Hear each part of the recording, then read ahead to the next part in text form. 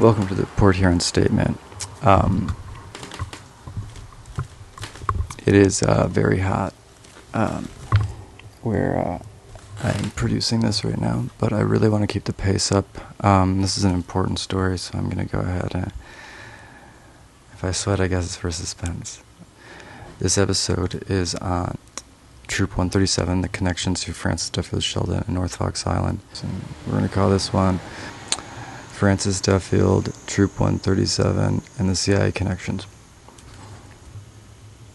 New Orleans, 1974. Four men do something that seems entirely normal, even admirable. They found a Boy Scout troop. But it wasn't normal. According to Louis Sale's later testimony in court, the troop was founded with the explicit intention to provide men with boys for their sexual pleasure. Between June 1974 and September 1976 alone, at least 25 boys aged 8 to 15 were sexually abused. The Scoutmasters preyed on children from unstable backgrounds. They used them for child pornography, which was photographed in film. Then they pimped out these children to pederasts in and outside of Louisiana and across the country. By May 1977, 19 men were charged. By 1978, 11 were convicted. But here's what the newspapers didn't tell you. Here's what the FBI files completely buried.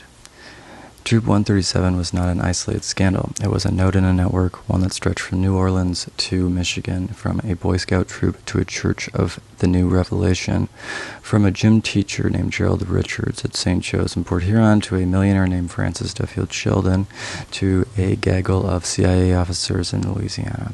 And some of the men involved in Troop 137 were confirmed to be CIA. They were caught red-handed with their CIA credentials on them. And this is why this portion of the North Fox Island fugitive thing is completely removed. And I actually didn't realize this until recently, that 1,200 pages are removed from the North Fox Island fugitive investigation because Francis Duffield Sheldon was the financier for Troop 137, which is directly connected to the CIA. So the reason all those redactions are there is because they're related to the CIA. This is how a network protects itself, not with silence, but with badges, with institutional cover, with the machinery of government repurposed for predation. This is where the connections between Port Huron, North Fox Island, and Francis Duffield Sheldon starts to clearly overlap directly with the CIA and a multi-generational effort to subjugate the population using blackmail, depravity, trauma, and domination, to subjugate and to retool the ethics and psychology and empathic tendency of the entire population to find exploitation, hostility, and cruelty to be virtuous. Let's start with the basics. Troop 137 was founded in early 1974 in New Orleans, East Louisiana, by four men: Richard Stanley Halverson, Raymond Thomas Woodall Jr., Harry Kramer, and Louis Sale. But Halverson and Woodall didn't just appear in New Orleans. They had arrived from Coral Gables, Florida, where they were listed as maintenance men for the Adelfi Academies, an alternative school that operated as a front for boy prostitution in the FBI memoranda. Peter Bradford, a co-owner of the Adelphi Academies, was among those arrested for molesting Troop 137 children. Richard Halverson wasn't just a scoutmaster. He was also a probation officer, a man tasked with supervising and fostering better behavior in young offenders. Yet he himself was running a child exploitation ring, using the Boy Scouts as cover and exploiting his position as a probation officer. The men who ran Troop 137 didn't just abuse children. They were among the founding fathers of an established and expanding enterprise, an enterprise that would use national security as a means to build a public-private partnership dedicated to sexually exploiting children and blackmailing politicians and other power players to, quote, fight communism. What are we fighting for if that's what we're using, you know? Like, what does it matter what the ideology is if we're going to use national security as an excuse to torture children and to rape children? Like, what are we fighting for if that's what we stand for, if that's what we do in peacetime? The boys, at least 25 of them, aged 8 to 15, were recruited from unstable backgrounds, children who wouldn't be missed, children who wouldn't be believed, because there's actually more victims, with 25 that we can confirm, children whose parents didn't have the resources to advocate for them against the network and the authority it wields through its many members with guns and badges, with robes and gavels, with remarkable wealth, influence over the press and media, and seats in Congress. Not only that, but their mind games, their blackmail, their bribery, the influence, the gaslighting, pathologization. It's privilege, and it's more. The clientele explicitly catered to Washington elites, with multiple sources implicating sitting legislators. Some of the children came from broken homes, some were in foster care, many had parents who were broken themselves. Generational trauma. They were used for child pornography, which was photographed and filmed, as we have previously stated. But it wasn't just pornography, if we're being honest, and it wasn't just prostitution. A lot of this was sadistic. They were filming things no one else would dare, things most people would never want to watch, let alone want to participate in. However, the people that do want to watch CSAM and child torture, they are statistically disproportionately in government intelligence, and they are disproportionately wealthy. Not the impoverished lone wolf, but a sophisticated network of depraved sociopaths feigning philanthropy and exhibiting the kind of charisma that should be familiar to the audience. These boys were pimped out to pederasts across the country, often functioning as a liaison service, orchestrating child prostitution to suit across the entire nation to individuals in the elite clique that it catered to. Think about that. Troop 137, Father Bud's Boys Farm, North Fox Island, the Church of the New Revelation, the Ocean Living Institute, a network of pedophiles that spans the entire nation. Adelfi Tours is associated with Troop 137 because it's associated with Adelfi Academies. It was a, quote, travel agency, but what it focused on was utilizing many of the same personnel from Troop 137 to coordinate sexual liaisons with children and clients. This was a compromise operation. The children were conditioned to provide blackmail material as needed. They don't know they're providing blackmail. They're conditioned through just either ignorance and deception or cruelty as the opportunity presented anywhere in the United States within hours. So they're setting these up so that they can access children rapidly, so they can utilize them for operations, mostly blackmail operations, rapidly when the opportunity arises. In 1977, the investigation led to the arrests of at least 19 men. By 1978, 11 were convicted, But here's where the story shifts. The FBI files on the case were heavily redacted. Over 1,200 pages remained withheld from public release, decades after the case was supposedly closed. And the reason for keeping these from the public is for, again, national security. But think about that. A child sex trafficking ring that operated through a Boy Scout troop, a school for delinquent boys that was a front for a boy prostitution ring, and a CIA travel agent that is coordinating pedophilia with power player Johns. Dozens of more CIA were caught red-handed with CIA identification, alternative IDs, and loads of CSAM, possession of the boys themselves. And there's also additional testimony explicitly stating that these CIA personnel were operating for years a school that was accredited and receiving state funds for teaching delinquent boys, but in actuality was a prostitution nest. They went on from Adelphi to expand to Troop 137. The entirety of the FBI memoranda regarding the troop, Adelphi Tours, and Adelphi Academy are entirely withheld. Among those 1,200 plus pages withheld, the FBI is withholding all of the documents related to Troop 137 and all of the interviews associated with Troop 137 in the Francis Duffield and Dyer Grossman fugitive investigation vaults. What could possibly be so sensitive 50 years later that it threatens national security? The answer is obvious. The redactions are not hiding incompetence in the FBI for failing to get Sheldon, or for failing to get several of the other Troop 137 predators that were able to escape with help from people like Harry Connick Sr., who was the prosecutor in Louisiana at the time. What they're actually hiding is complicity. Complicity, they're hiding success of these institutions. The FBI did interview the Troop 137 perpetrators. At first I think it ignored them, but it turns out it's in those 1,200 pages. But those records are withheld. The FBI did connect the dots to Sheldon's network and Troop 137. It wasn't just Marilyn Wright. The records of that connection, though, are withheld. This is not institutional failure. This is institutional success. They didn't sincerely investigate with the intention to apprehend. They investigated as part of theater to pretend that they were operating in good faith and that Francis Duffield Sheldon was one of those few bad apples that just happened to fall very close to a bunch of other bad apples and just happened to get away. And others happened to keep getting away at a rate unlike anything else in U.S. criminal history. These pederasts and pedophiles and child sex traffickers keep just happening to get away or dying. To understand the scope of what we're dealing with, we have to look at the numbers. Francis Sheldon's North Fox Island operation, the Brother Paul's Children's Mission Front, had a client list of approximately 270 individuals who paid for access to children.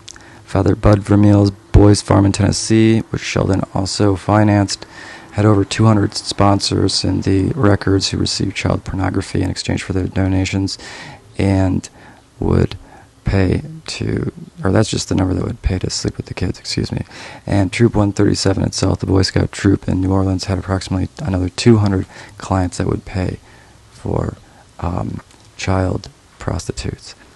And those numbers together, nearly 700 individuals who were part of this client network, and that's just the ones who knew about it. Or that's just the ones that we know about. The ones whose names appeared in FBI files, in customer lists, and in testimony. The ones that they allowed to stay in the FBI files, too, to even be like... And the reach of the network went far beyond those three different nodes. According to testimony before the U.S. Senate, the nationwide network had over dozens of established nodes, groups of people who produced, distributed, recruited, cast, participated in, facilitated, or profited from the exploitation of children while further coordinating to realize the protection layer. This is a complex, well-staffed operation, one that used fake charities, coded language, and institutional capture to traffic children, launder money, and silence victims and investigators. The clients had abused children in at least 34 different states. Let's go back to Adelfi academies for a second. This wasn't just a school. It was a front for boy prostitution, as the FBI notes. Halverson and Woodall had worked there as maintenance men before coming to New Orleans. Sergeant Toy Raimondo of the Coral Gables police said evidence showed that Halverson recruited 6 boys from New Orleans for the Adelfi academies before Troop 137 by telling their mothers he could get them scholarships to attend the academy. And here's where the connections to the intelligence community becomes even more clear. Coral Gables, Florida, is a known CIA hub, especially at the time. It was the location of JMWave, the CIA's largest station in the world, with an estimated 500 officers and thousands of agents at its peak. This episode occurs during its peak. During this peak of Coral Gables' prominence as a CIA hub, Coral Gables was a sort of Ashburn, Virginia of its day, of today. So I hope it's not lost on the audience how clear the relationship actually is. The Adelfi academies weren't just a school for troubled boys. They were part of a network that included Adelfi Tours, a pedophilic sex travel agency. Boys were sent around the country to serve a network of clients. According to the Traverse City Record Eagle, the same umbrella organization that ran Adelphi also ran Father Bud's Boys Farm in Tennessee, and Francis Sheldon was the primary financier. This wasn't 3 separate operations. This was 3 different operations in a larger network with many more nodes. Now we get to the part that the FBI files tried to bury. According to sources who have reviewed the Troop 137 investigation files, some of the men arrested in connection with the troop had CIA credentials, not fake IDs, not costume props, authentic CIA identification badges, some with their real names, some with aliases, but all with their faces, the faces of men who had been abusing children on genuine CIA credentials. Think about what that means. The CIA uses these credentials and issues them to its officers. They're supposed to be undeniable sort of licenses to do things other people can't. They open doors, they command respect, they create institutional cover, they allow you to do things that almost nothing else could do, especially within this infrastructure. And at least 4 of the men involved in Troop 137, a child sex trafficking ring that operated out of a Boy Scout troop, and in addition, Adelfi academies and Adelfi tours, had them authentic CIA identification, credentials, and additional fake ID credentials in order to obfuscate their arrest, or if they were to be arrested, they would be arrested as a different person to further obfuscate the CIA connection. So this is why it's crucial that they were caught like literally red-handed with their identification on them. But most of these people end up escaping. That's why it's 11 out of 19. And here's where the redactions become critical. Every redaction is really an admission. And the FBI files on this case are heavily redacted. We've seen this, and these redactions are mostly inspired because of CIA liabilities, or NSA or FBI. Over 1,200 pages remain withheld from the public. But what does child sex trafficking have to do with national security? Again, the answer is CIA. The answer is MKUltra. The answer is sexual blackmail. The redactions are not hiding incompetence. They're hiding the complicity of this entire infrastructure. They're hiding the fact that the CIA was directly involved in these networks and that the people who ran them were protected because they were doing something like their duty. They were protecting national security through trafficking children. This explains the pattern. See, the thing is they wanted kids that were conditioned to be sexually abused so that they'd be available so they could use them for blackmail purposes at any time. So it's like a strategic pile of traumatized, sexualized kids. And they wanted them available so they could compromise someone, like whether voluntarily or involuntarily, stage a photograph or recording, or actually, the person, So, this explains why the FBI never released what they found. This explains why the case was marked routine use of cover extremely prematurely. This explains why so many pages disappear. This explains why so much redactions. This explains why Sheldon was able to flee and why so many others were able to disappear. And it's not just Sheldon. And just this case, there was, oh my gosh, Campbell, what's his name? John Reed Campbell, and Harry Connick Sr. Let's go. And actually, we're going to have one just on Harry Connick Sr. It's considered a national security emergency to prevent the public realizing the long-term use of child sex trafficking by the CIA, Mossad, IDF, the donor class, etc., domestically in the United States. Because following Troop 137 eventually will lead directly to this realization that the CIA has been deploying child sex trafficking as a means to control the public for decades. And that has major implications on Port Huron to this day. And that's the point of this. The primary point is to show that this didn't stop. It continues this day in a provable way that you can connect to this day. And that's why I'm spending so much time being so granular with this. Now let's talk about the money. Francis Duffield Sheldon was not connected to Troop 137 a normal way. He was financing it. It was Marilyn Wright's reporting that identified this. He was financing them through fake charities and shells. A series of fronts, but they all eventually connect to Sheldon. And then let's talk about Adam Starchild. Starchild was the treasurer of Brother Paul's Children's Mission. He was the architect of Sheldon's offshore financial network, the way that he was planning on leaving the trust company, the Virgin Islands Limited, which he was supposed to be able to access while he was a fugitive. But here's the thing, Starchild was connected to Troop 137 as well. In December 1977, the Traverse City Record Eagle described him as a man of mystery, a key figure in the web of fake charities and child exploitation, and he was also on the list of clients for Troop 137. When the New Orleans pornography ring was exposed in September 1976, buyer lists traced back to Richards and Sheldon and Starchild and Father Bud. This wasn't a coincidence. This is obviously a singular network operation, a network operating at the pleasure and protection of the CIA. By April 1977, the Traverse City Record Eagle had started to unravel the web of shell companies, fake charities, and churches that Sheldon, Grossman, Richards, and the rest of their network were using. The reporter leading that charge was Marilyn Wright.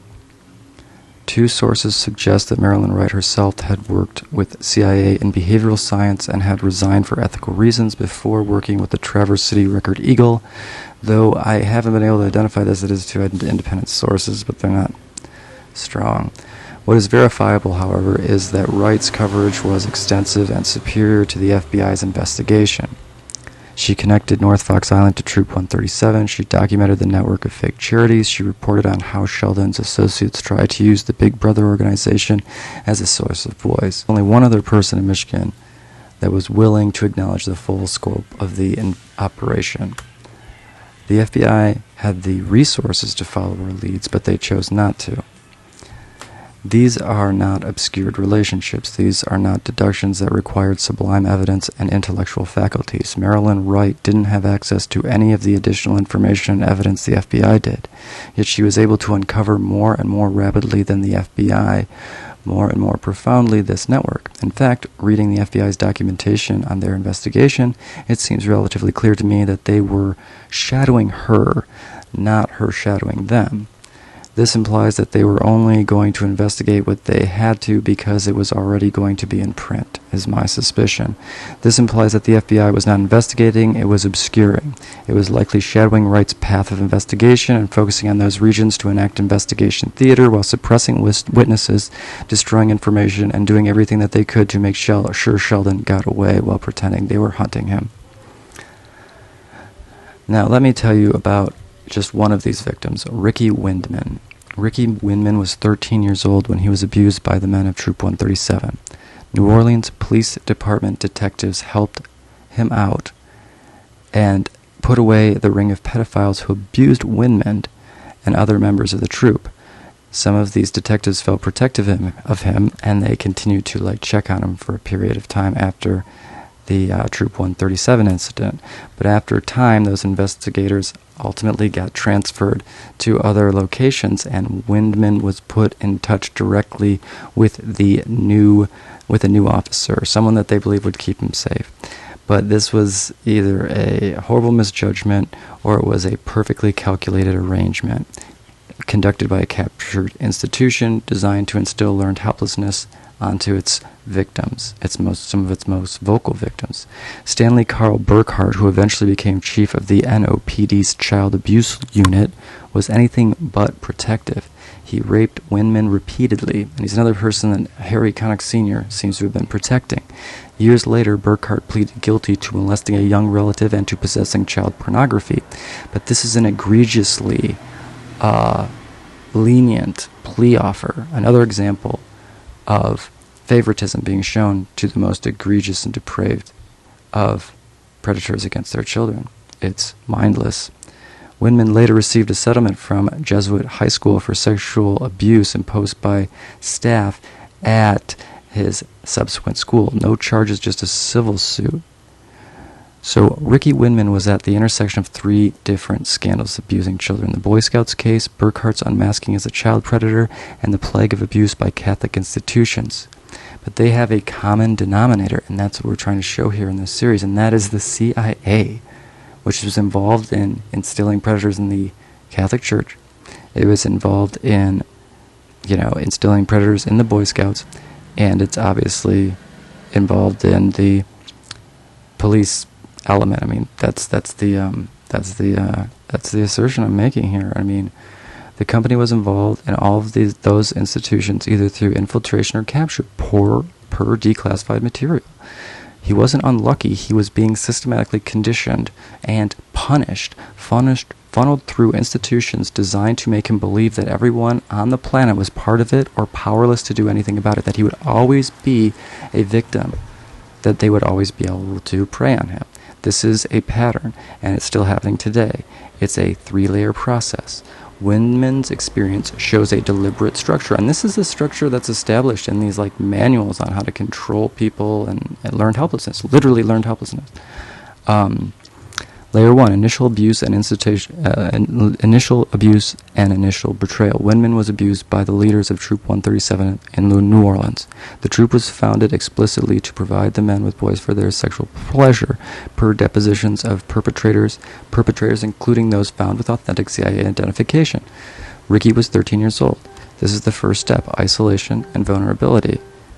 False protection and institutional betrayal is the second layer. After Troop 137 was busted, some detectives protected Winman, producing trust.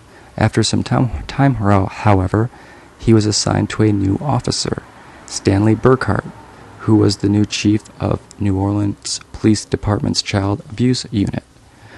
However, Burkhart raped Winman repeatedly. This is the institutional betrayal step. The system that was supposed to protect him became the new abuser. He was specifically routed to Burkhart. This is the second step. The help itself is a trap. The message, you can't trust anyone, even the police are part of it. And then the third layer is the ultimate betrayal and the forced silence. Winman was sexually abused by a janitor at a Jesuit high school while a priest would watch, which is just so creepy. When he finally spoke out, the school paid him to keep quiet. The choice became to be paid for silence or tormented for demanding truth, impoverished for your ethical crusade no one cares about, or paid for being quiet and allowing this to continue to other victims through your silence. This is how most of this goes.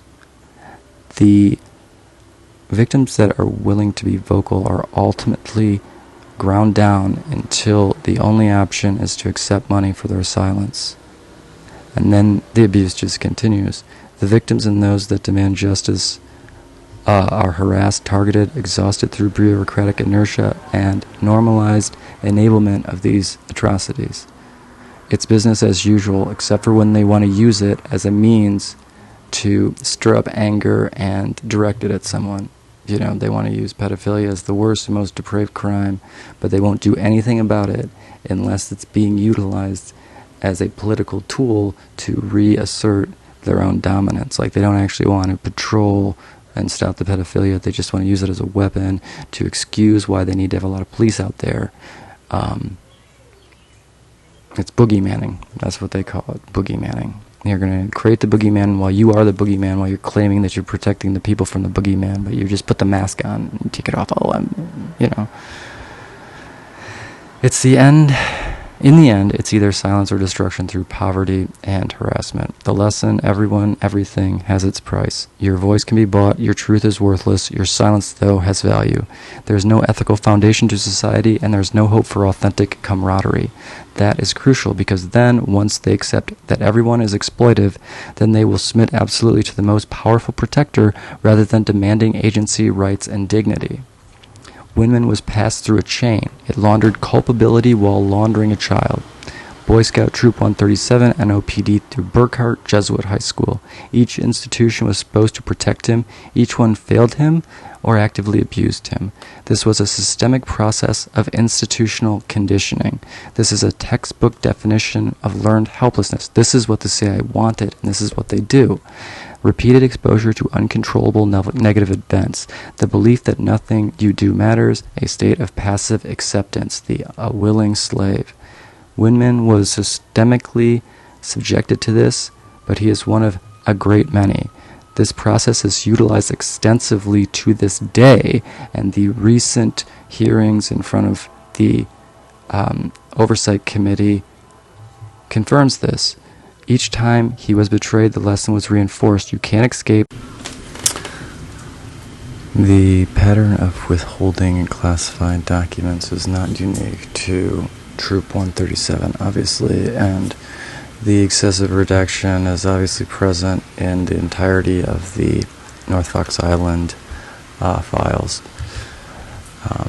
The same is true in a lot of similarly sensitive investigations and examples like JFK's assassination, RFK's assassination, the MK Ultra documents, which were intentionally destroyed to prevent their revelation at the Church Committee, which is important to understand that these aren't happening.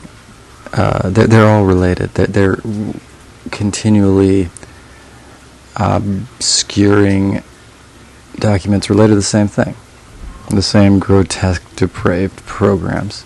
MK Ultra, the Finders, which is related. That the Finders essentially is a really strong indication post-church committee that MK Ultra was continuing to go on. And again, just a couple of days ago, hearings in Congress in front of the Oversight Committee confirmed that MK Ultra is it continued to operate after it supposedly ended. And then we also, obviously, the Epstein Files, and then Jimmy Hoffa, which we will probably mention in this series as being related. Jimmy Hoffa's death is not a mob thing. It's a CIA, like they had just burned all the MK Ultra files, that they were aware of. There are some stragglers, and that's how we know about a lot of this stuff. But Jimmy Hoffa had been coordinating with the CIA, so he was aware of the mafia, CIA, gang sort of collaboration to farm, source, recruit kids.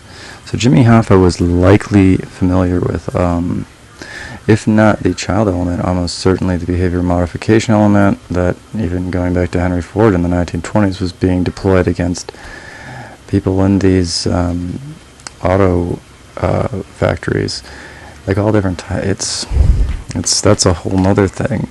But behavior modification was an obsession of Henry Ford's going back, way back. And he did experiment on and utilize sociology and psychology to manipulate his workforce, going back to the 20s, if not, just the whole time. But further, it's important to note the William King Harvey fingerprints across almost, the majority of these redacted documents from that period, the 50s, 60s, 70s, because he was heading up ZR Rifle, MK Ultra, Operation Midnight Climax. The entire MK program is a mind control. MK Ultra was more or less the the most ambitious of the mind control programs. Now, things that are still operating and should concern you are projects. It looks like Monarch is probably still operating. There's a lot of what you call dog whistling that suggests Monarch is still operating. It's almost certainly still operating, and that's a mind control operation, which it's MK because they're using the German spelling because it's all based on Nazi doctors, Nazi ideas. That's what Paperclip was really about, and that's what we found out too this week. That is why it's MK. It's because of the Nazi influence. But these are not separate programs; they're the same system. ZR Rifle was the assassination program, which sought to utilize MK Ultra to create assassins that would be like normal people. They forget that they're assassins. They could be triggered like a sleeper cell, the Manchurian Candidate. And actually, they're utilizing a couple different dog whistles, one of them being double names, and the fact that Sirhan was among the first of them.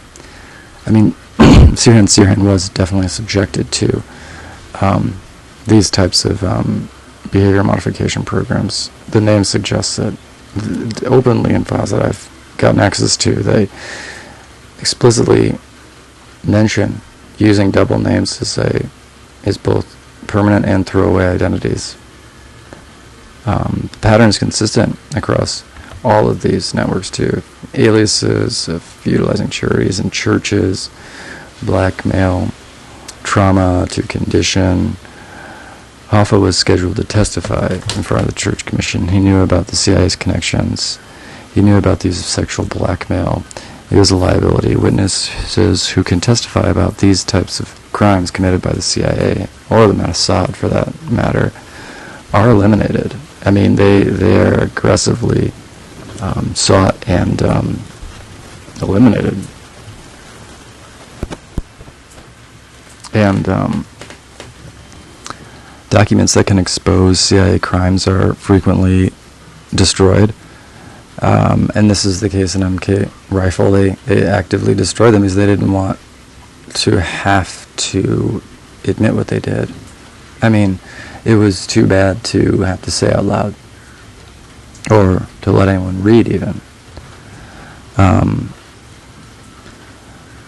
Any investigation that can lead to a CIA crime is closed, but the problem is the CIA has become a criminal operation. And so we just have a bunch of these black ops with CIA, like these black operators that have CIA credentials that can use national security as an excuse to do anything, running around organizing crime, supposedly for national security, sometimes maybe with a degree of that veneer. But the problem is where's that line drawn?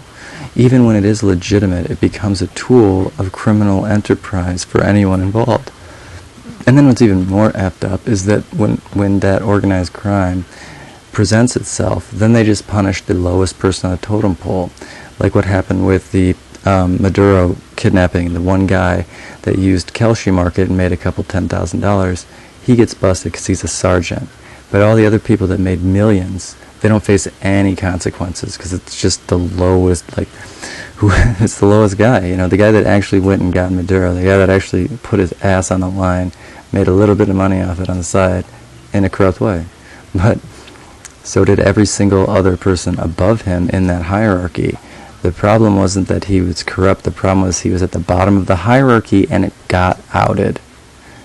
And you know what's even crazier is he probably wouldn't have been outed if they didn't need to divert blame onto someone. You know, because they couldn't out any of the more powerful, and they yeah, that's what it was. I mean, I think it's appalling. You know, he made like $38,000. Well, the same trades were being conducted by people higher up, and those suffered no penalties whatsoever. And they have the same level of national. I mean, the bets on the Iran war and stuff like that are the exact same thing, but they came with no penalties. Over and over again, Trump himself places these bets, but there are no penalties. No one else has faced any. I mean, we're talking about thousands of trades. It's insane. It's kind of like Emmanuel Class A, you could say. I mean, because it's obvious that there's more than just Emmanuel Class A and I forget who the other guy was for the Guardians that are manipulating the gambling element of these sports events. And the problem is that they were doing it in a freelance way as not part of the greater gambling grift. And so they're viewed as like a liability that becomes a shield because, it's not us, it's them. Look, we're policing the gambling. But that's theater. The real problems are not Class A throwing balls every once in a while. It's a manufactured spectacle designed to distract people and also steal from them. And it is being utilized politically and, again, economically. The amount of money that the American people have lost because of the grifts of these sporting events. I don't know, I shouldn't even go on about this as a subject, but just statistically, the amount of late game comebacks, like miraculous late game comebacks, which is a huge rake. Think about it. Everyone that's holding the bets, right? You have a winning bet, but you're down 25 points, for example, in the fourth quarter. In basketball, that's like a 1 in 1,000, maybe 1 in 100, we'll say, maybe not 1 in 1,000, but it's very, very rare. The frequency of them has gone up so crazy, and this is in every major sport since the gambling was initiated. And when you go into the playoffs, it gets worse. Like it's clear that the volume of betting and the total amount of money that's being bet is creating an incentive that is increasing this frequency. Because again, right, so I bet on the Red Wings to win, and then you bet on the Canadiens, the Habs, let's say, in hockey, and the Red Wings are down 5-0. Well, yeah, so I ditch my Red Wings, bet, because I'm like, well, there's no chance they're going to win, I might as well get some of the money out. And as a fan of the Canadiens, maybe you start pushing a bunch of parlays because you're like, oh, they're going to win for sure. I think so-and-so's going to score. I'm going to throw in a bunch of extra parlays that include the Canadians winning because obviously they're going to win. They're up by 5.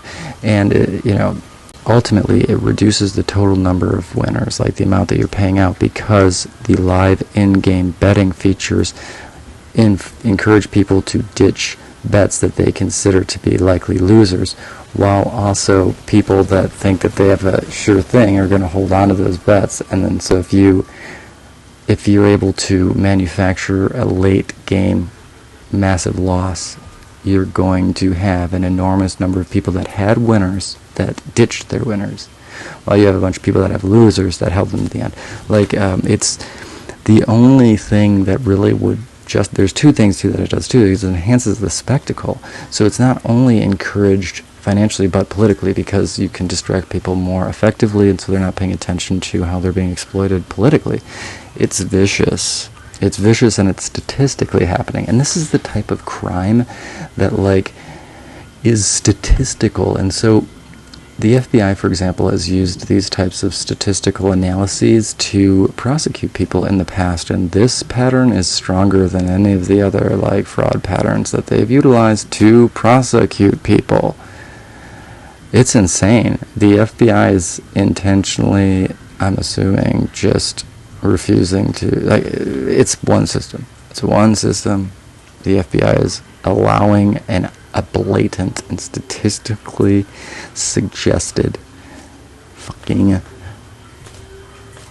criminal gambling racket, and it's huge because it's politically convenient for Trump. Because, you know, the more spectacle there is in these games, and then again, it's a grift. It's a way to. It enrages me. Especially because much of our culture now has been laundered into these sports. Local culture is now just about these sports teams. It's insidious because these sports teams are not actual local culture. They're dominated by the owners of the teams, and so it became the sports teams became a way to launder culture into being fully dominated by these local billionaire fiefdom holders. And it's the same thing because they control your perception. They can engineer reality, and so they're, through the influence of the media that they are able to dominate as a consequence of their ownership of these sports teams. I mean, they're able to influence you remarkably, and I would just prefer to have a culture predicated on something that wasn't owned. But yeah, and this comes right back to, again, the fact that people that talk about this are put under enormous pressure, social pressure. I mean, very complex technological pressures, very complex financial pressures, legal pressures. Essentially, the notion is to fabricate the image of a depraved pariah in order to discredit the information, because they can't argue the information. The information speaks for itself. And so they have to go after the mouthpiece, whoever's reciting the information. And so the things that I have endured are remarkably effed up, and they don't stop. But the thing is to continue to let this get worse is going to result in a world that's worse to live in than the inconvenience of being, like, you know, whatever this is. You know, it's not as bad as what's coming if we don't stop it. Whatever everything that I've endured is not a fraction. Also, the things that I've heard while I was when I was living in Charmwood, I was approached by almost a dozen kids, still children, about being exploited. And, like, that was the beginning of this podcast, and apparently the podcast cascaded, and yeah, as the realization that a bunch of kids were being exploited, and it was something that they couldn't defend themselves against, and it kept being more and more people. And then, you know, my phone started to get hacked, forwarded, rerouted, and so I used that as an opportunity to trace that. And I mean, it just revealed a lot of people in my immediate circle were subjected to pretty cruel treatment. I mean, really cruel, long-term, coordinated, often generational, traumatic treatment. And over time, you know, I've come to understand that this is largely the product of psychological operation targeting of the area as a result of the Port Huron Statement itself, the original document, the philosophical, political document that I've named this podcast after. But this is institutional success, not institutional failure. These institutions have now been designed to protect a system that utilizes children predominantly as a gatekeeping blackmail mechanism, so that if they're going to be invested in by a member of the donors class, or if they're going to become a politician or have authority or know some of these secrets, they're going to make sure that they can't betray the people that gave them that authority and that, access or that information by holding leverage on them. And the best leverage is evidence of pedophilia.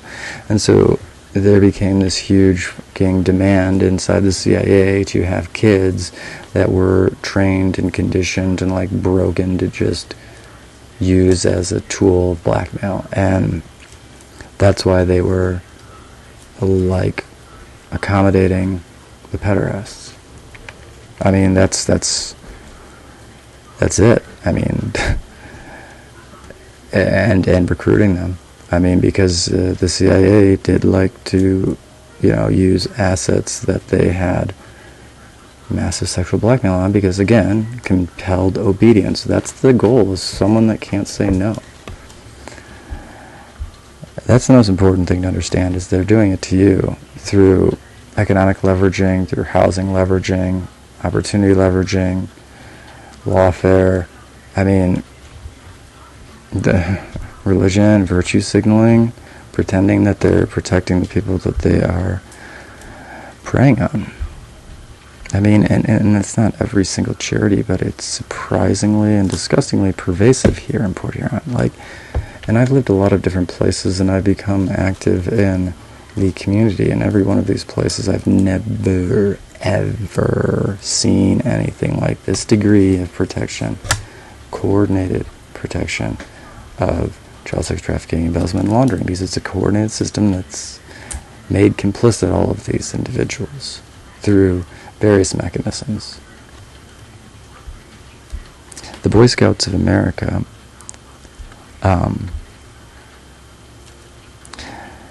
it's another example of this pattern.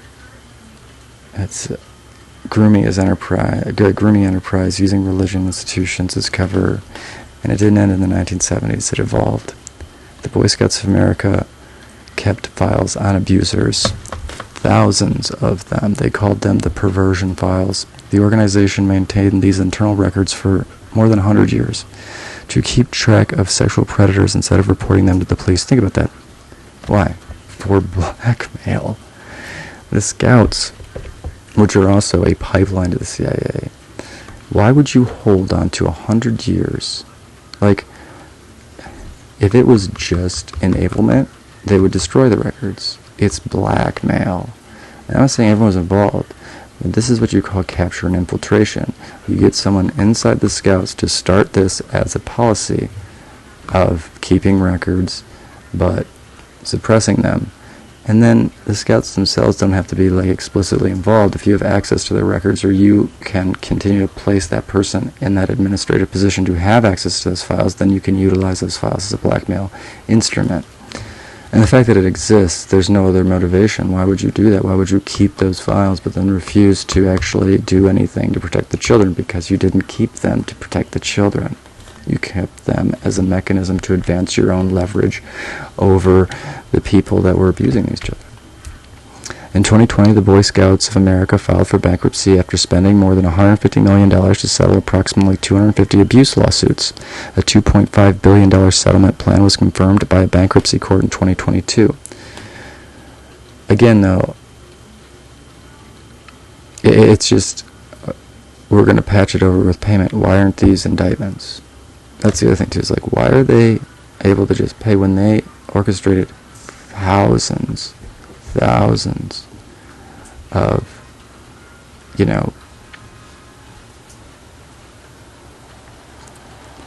they orchestrated thousands of trafficked relationships, predatory relationships. And the religious pattern continued too. The Church of the New Revelation, the tax-exempt front in Kearney, New Jersey, was, just like the Scouts, a precursor to what we now call the New Apostolic Reformation and other neo-Pentecostal and spiritual warfare, demon warfare churches. Now, again, too, you have to understand, this paradigm is about influencing, controlling you. I'm not talking about your ethics. The ethics of the Bible are appropriate, and that's what I'm trying to protect.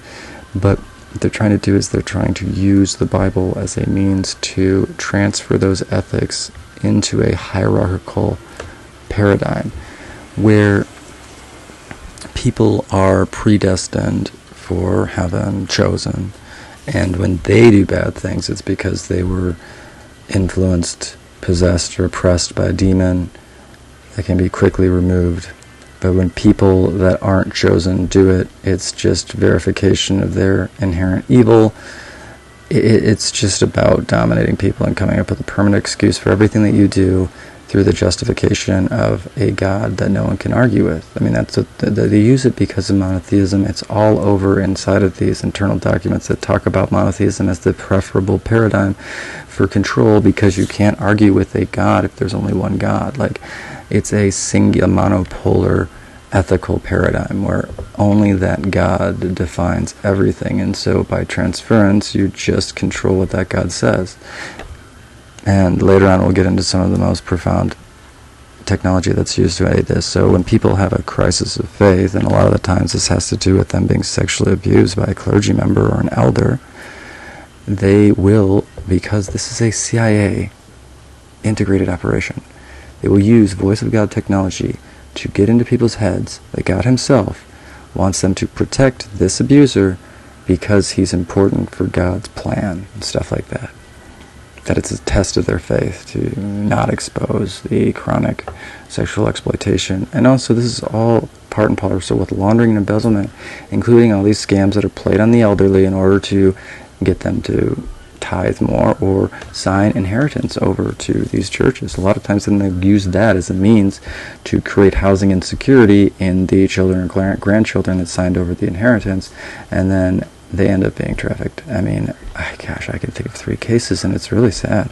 It's really sad because it ends up in this situation where they're so vulnerable that they have to depend on someone that's abusing them. And so, therefore, they really don't have any opportunity to get justice, because to attempt to do so would be to expose themselves to punishment. Because they eventually just get, they're in a prison that, it doesn't have bars, but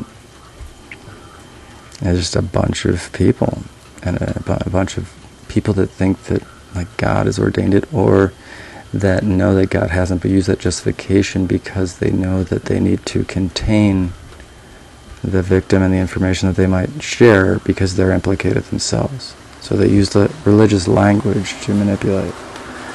It creates closed communities where questions are attacks and children are souls to be captured, where it's not about fostering a mutualist environment, it's about domination and dominion is what they call it in the 7 mountains. They want to dominate the entirety of society with this paradigm where the chosen occupy all positions of authority and define everything for everyone else. And this is the religious paradigm that elevated Donald Trump. It's also the religious paradigm that was weaponized against liberation theology. We're talking about an immensely long history of weaponizing pedophiles in assorted different ways, and it continues to this day, and it's crazy. And I guess the reason I'm going through this relatively slowly is because it's broad. This is an important piece because it's so directly tied to the CIA, and you have to understand that they are leveraging tactics and technology, and these leveraging blackmail tools, like, because people, not only is there a government affiliation which gives them profound authority and ability to manipulate and engineer reality to a high degree, but in addition to this, when you have leverage on that, the individual people are put in such a desperate state thinking that they're going to be outed to everyone that they know, and they may very well be, so they will do anything. They will do anything, absolutely anything. And so when you deploy those people, especially, a lot of times the idea is to convince them that they need to quiet someone and just enable them, position them to do it, and just, and then if they do something violent, then you just patsy them, or you just actively tell them to do something violent. They might even know that they're going to be patsied. I mean, that's where the murder-suicides come in. So NAR teaches spiritual warfare. It teaches that its leaders are new apostles. It creates close communities and an environment where there is no means to criticize the people that are wielding this power. I mean, the Moses method of the church control, which is entirely autocratic, and then take on top of that the notion that the pastors and ministers are new apostles that are on par with Jesus himself. And I mean, I have recordings from these churches that they will exemplify that in varieties of ways. A lot of times, kicking or throwing the Bible is like the one that a lot of people remember. But more or less to say, this book isn't what's important, which I actually don't disagree with that per se. But their point is, I'm important. Not this book isn't important. The message of altruism is important. This book isn't important as it's not as important as I am. And we won't even go into the logic. Maybe we'll hit on that in a future episode because I'm already way off topic here. The point is that they're all using the same tactics, the same cover, the same protection. They actually have a lot of money in common. We're going to go into that more and more. We're going to keep recycling that because actually Francis Duffield Sheldon occupied the same P.O. box as the Goldman Sachs Philanthropy Fund for a while. We know about the Mill Reef Fund connection, which is an enormous financial connection to Francis Duffield Sheldon and, again, to the donor class of today. And then, we look again, Kathy Rumler was super tight with Epstein. And so, again, Goldman Sachs is facilitating and enabling this. And that, again, is the same financial infrastructure the CIA uses. There are innumerable examples of modern descendants of the Church of the New Revelation, the NAR, Neo-Pentecostalism, spiritual warfare. And again, the people in the congregations aren't bad. A lot of the time it's just that they're being subjected to a system, an ideological system that's designed to exploit them. They're not bad. It's that they are in a paradigm of informational control and of ideological control and of conditioning designed to make them controllable.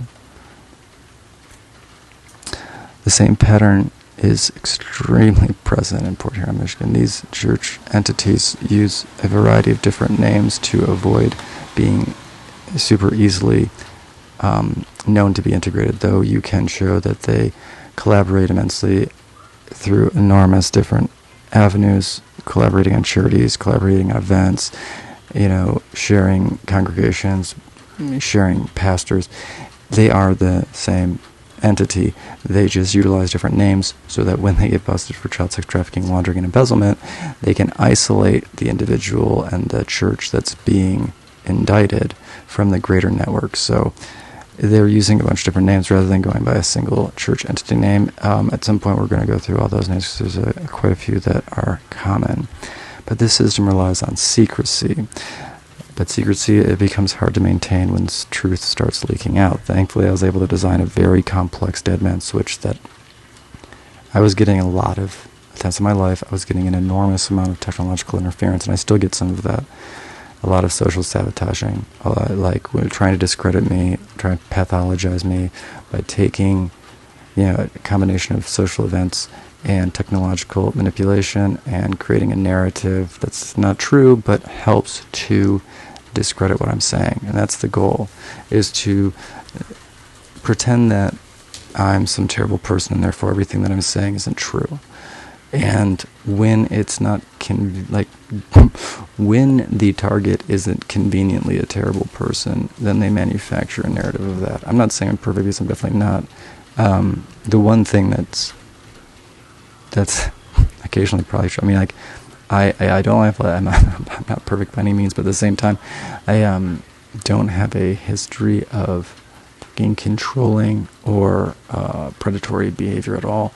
And trying to manufacture that narrative is a quintessential tactic of discrediting this type of whistleblower and then honeypotting. There's a bunch of different things, and I've experienced a lot of them, but initially there was a lot of attempts on my life, And a lot of that stuff is the meat of the Dead Man's Switch, because, because I have a couple pretty solid recordings of people trying to kill me over this. And, thankfully I designed a Dead Man's Switch, and so a very solid one. And it hit this point where the efficacy of the Dead Man's Switch was recognized as being real. And so I haven't been facing attempts in my life, and so there's a sense of responsibility just to having this information. A lot of the information that I've gotten is definitely not public, and is the result of a combination of different factors.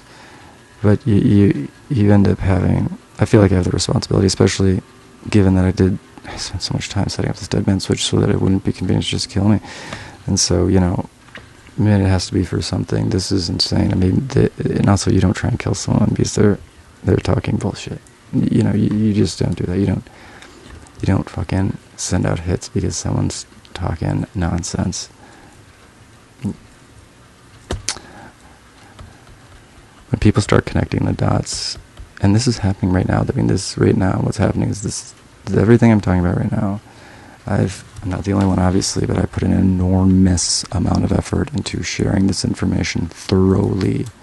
And I consistently was telling those individuals locally that are orchestrating this bullshit that I am going to first expose Donald Trump to weaken the federal fucking support of the local exploitive apparatus, so that I can then expose the local exploitive apparatus, because they will no longer be protected by the power of the federal government. And that's what's happening. I mean, it's not just me, but once you know what's really going on,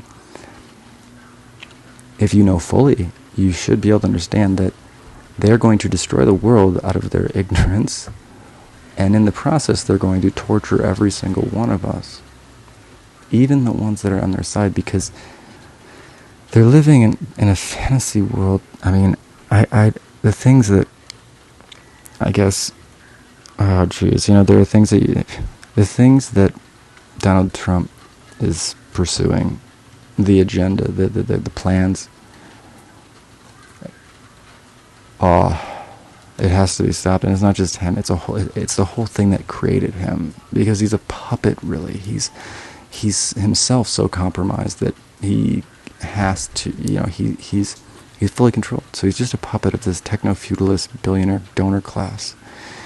And they like him positioned there because he can't afford to betray them, because they have so much blackmail on him that they could destroy him overnight. But now he's imploding himself because of mismanagement and because of exposure of these tactics of, deception, of manufacture of consent, of behavior modification, of, sexual blackmail.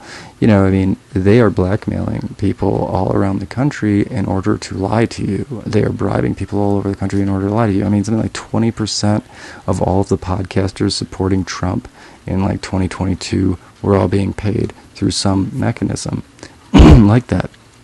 And this is kind of coming out with the Elon Musk stuff recently with that one whistleblower, but that number is getting higher as the authentic, podcasters that actually weren't being paid but just thought that Trump was whatever, they are jumping ship on Trump. And so the rate of people right now that are supporting Trump, and also frankly Israel, they're being paid. I mean, they're being paid. They're especially if you're a liberal or a conservative that's pro-Israel right now, and is working to keep the Epstein file. There's so, because when you realize that all the AIPAC people are doing whatever they can to prevent the Epstein files from coming out, because obviously Epstein was a Mossad agent, so it makes them look bad. So I guess it's complicity. Why wouldn't you want to pursue this case? Why wouldn't you want to stop a massive and pervasive child sex trafficking ring that's operated with impunity for decades? The only reason is because you're complicit in it. That's the only possible reason. It is literally the only reason. And I mean, because Epstein wasn't a lone actor, Francis Sheldon wasn't a lone actor. This is a network that's been in place to cater to the political machinations of the donor class, the Mossad, and the CIA. and those that are associated. Finally, now, MKUltra is being recognized as having never ended in Congress as of just days ago. The exact infrastructure, the exact financing, the exact political and historical genesis and evolution I had established on this very podcast was just confirmed in hearings in front of the Oversight Committee. I mean, seriously, like everything that I've been saying here, and it's everything I've been saying here has just been confirmed. It's weird, and obviously I'm getting a ticker tape parade for having put my ass on the line for getting these emails out. And I mean, there are references to information that is directly from me, even though I don't have correspondence with much of these staffers, and that's probably because the emails that I sent these were deplatformed, because I mean I was sending out tons of emails, but blah blah blah, there's a bunch behind that too. And you know, that if it wasn't about Epstein and stuff, they wouldn't have deplatformed me, but because it was about that, they make it out the worst spammer in the world for every 1,000 emails I sent. Well, whatever. Even though I'm not asking for money either, and I'm just linking to, it's crazy, but linking to FBI sites and stuff. But yeah, it's just it's important to know that there is an association between the APEC thing and Epstein and North Fox Island and the greater problem of child sex trafficking in this country. But it's not just Mossad and Epstein. It's not just Israel. The CIA is just as implicated, more implicated, obviously. So I'm saying this because Kiriakou, former CIA whistleblower, is going around talking about how Epstein was a Mossad access agent, which is probably true, but he wasn't just part of Mossad network. It was huge American CIA, Mossad, sexual blackmail infrastructure. And he keeps trying to portray the CIA as innocent in the Epstein situation, which is utterly not true. But I also would like to, it's both. Israel's implicated, CIA is implicated, right? And it's not Jews are bad either. It's that the Israeli government is a fascist government, and that's been because it was incubated to be that by the U.S. government that formed it. It was formed by a bunch of Nazis that were recruited into the CIA and were told to make sure that it's kick out all the freaking communists. It's been a rabidly fascist terrorist state since the beginning. It's been a proxy to test out psychological operations while also battling the Soviets as well. And then the tables more or less got turned. They became they penetrated psychologically and through intrigue penetrated our government. I mean, and just look where we're at. I mean, the thing is I think Israel should exist, and I do appreciate Jewish culture. I don't appreciate Israel killing children, targeting children. They're killing less. It's always 10% are actually military-aged men. Like, they're targeting children. It's a genocide. They're targeting power supplies for, I must look up Ben Gvir and what he says, because I almost don't even want to say it. You have to get it from the horse's mouth. It's unbelievable. I mean, look into just the first place to start is just Hannibal Directive, because there's no on their side. Like, you could be loyal to them. They'll still kill you, torture you, whatever, if it's convenient, if they have the leverage, if they can do it with impunity, and it's to their advantage, or it's to their appetite. There's no way to ally with these people to your sincere advantage. The cost is always greater than the return. And the ultimate consequence will be literally the destruction of the species and or the planet. Because they'll have to keep lying more and more, so distracting more and more, blackmailing more and more wars. Every time that you fire one of those cannons from a thunderbolt, it's a uranium-tipped shell. It's irradiating all of this land. They're destroying the resources of the planet in a rapid way. And if we don't start managing it in a way that's not just selfish, destructive, and trying to cover up for the fucked up things that we did in the past to become powerful and destructive, Like, we have to make our economy built on something other than scams and protecting the billionaire class, because that's all it is right now, because there's this cronyist freaking money printing, quantitative easing, and IORB and TARP and all these mechanisms by which enormous amounts of money are being handed to this class of people that are then using that money to suppress the population, suppress information, and ultimately the most difficult, frustrating, and important thing to understand is that they're doing it in a way that would be damaging to themselves in the long run. They're doing it in a way that would be damaging to everyone in the long run. There is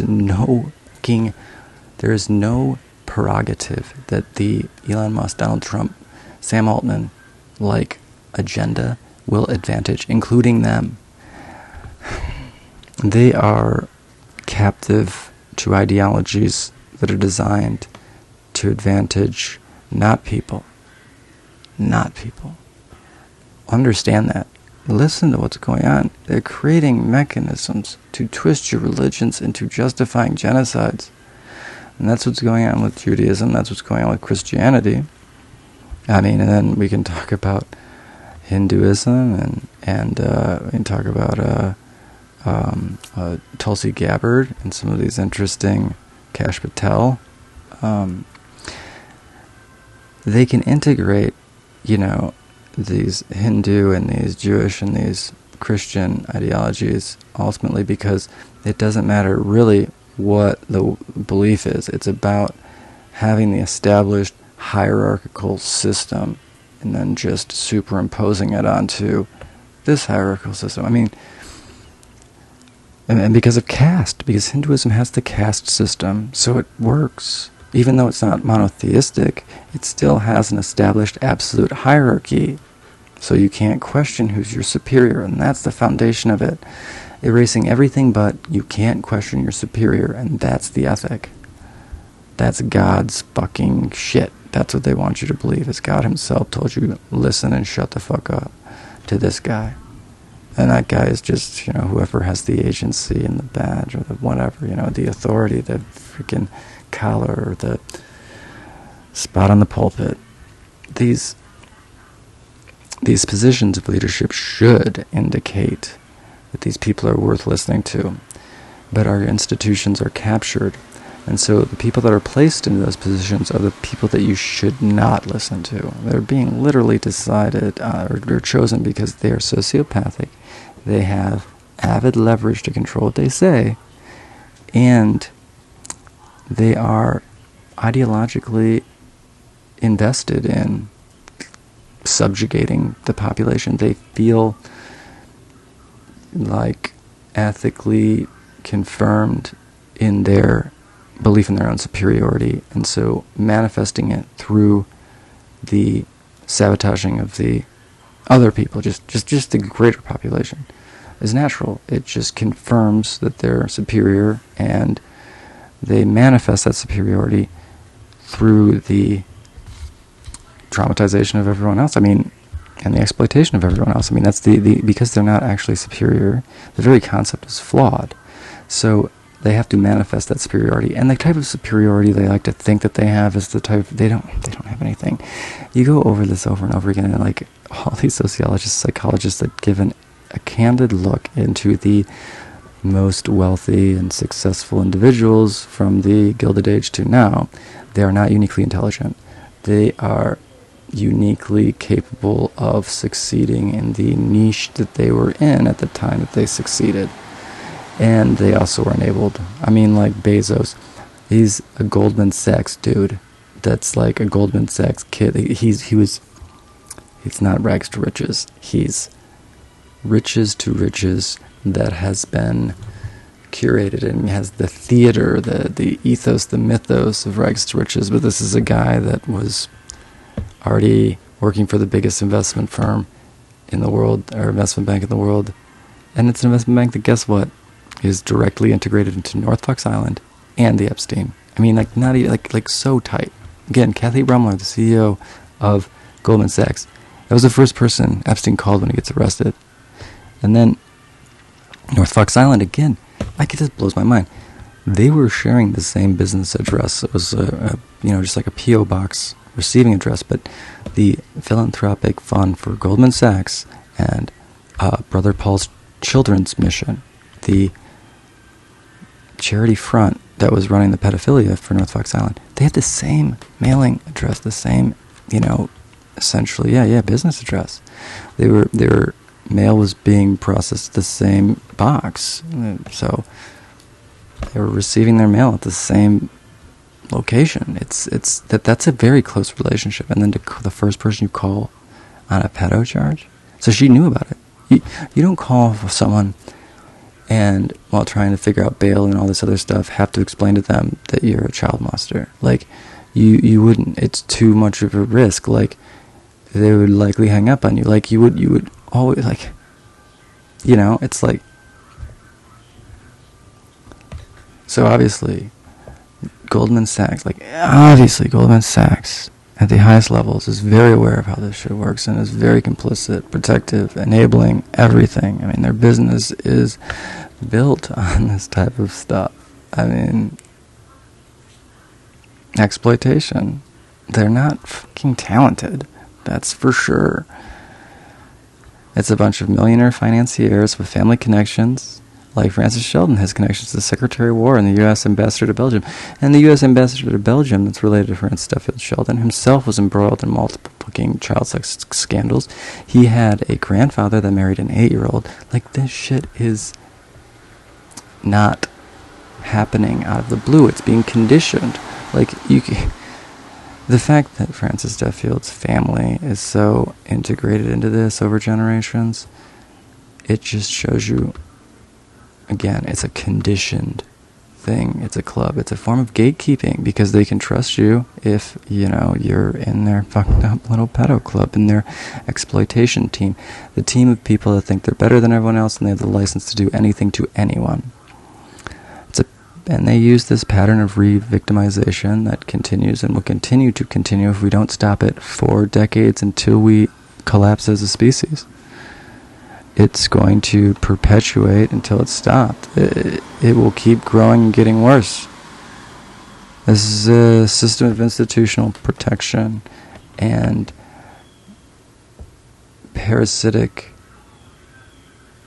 exponential growth. It's a virus. It's like a long-acting virus propagation. If we don't stop it, everyone will get infected. But yes, it's important to understand that the redactions that appear in the Francis Duffield Sheldon FBI records and the lack of any real substantive records associated with Troop 137 isn't a cover-up of incompetence. It isn't the result of incompetence. These are cover-ups of the intents, cover-ups of the depravity of those intents, the cover-up of the agenda itself and the means to achieve it. They didn't lose Sheldon because they failed. They lost him because they were on the same team. They are hiding the fact that the CIA was directly involved in these networks. They are hiding the fact that people who ran them were protected by the FBI, the CIA, and the greater apparatus. They are hiding the fact that this wasn't a failure of the system and that this isn't happening over and over again because it's intentional. It is the system working exactly as designed. It's intentional, as I'm saying. I might have misused the negatives there. This is not institutional failure. It is institutional success. The question isn't whether the network existed. The question is who is protecting it, why, what is its goals, what is its function. And I'm trying to establish that here. That's the goal of this, and then to show how it extends to today, how it morphed and became people that we can... the goal is to undo this because it must be undone. We can't have a real government, we can't have a society built on blackmail and scams. It's going to collapse the planet. It's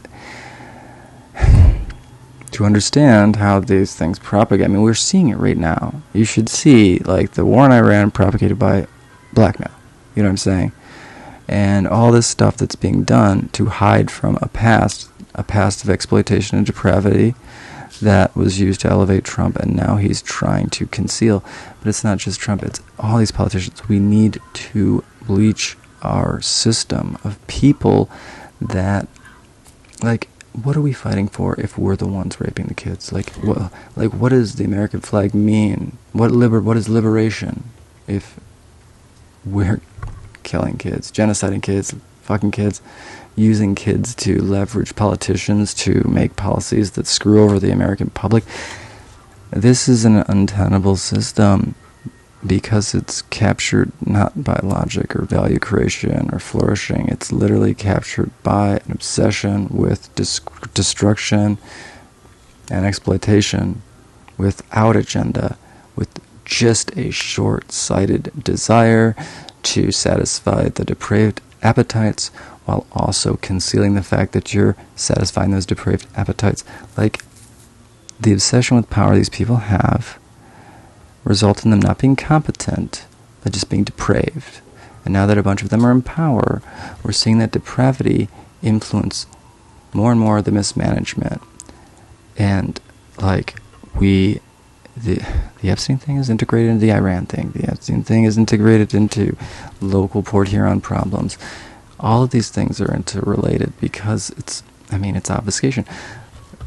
Epstein was able to get a bunch of blackmail. That blackmail now is being utilized to prevent people from speaking out on what's really going on. You know what I mean? Like, innumerable people. There are countless people in the media right now that are implicated in the Epstein scandal that are being protected by people in, like, the FBI and stuff, and they're continuing to support Trump, support Israel, whoever the hell they think is protecting them, whether or not it's actually real.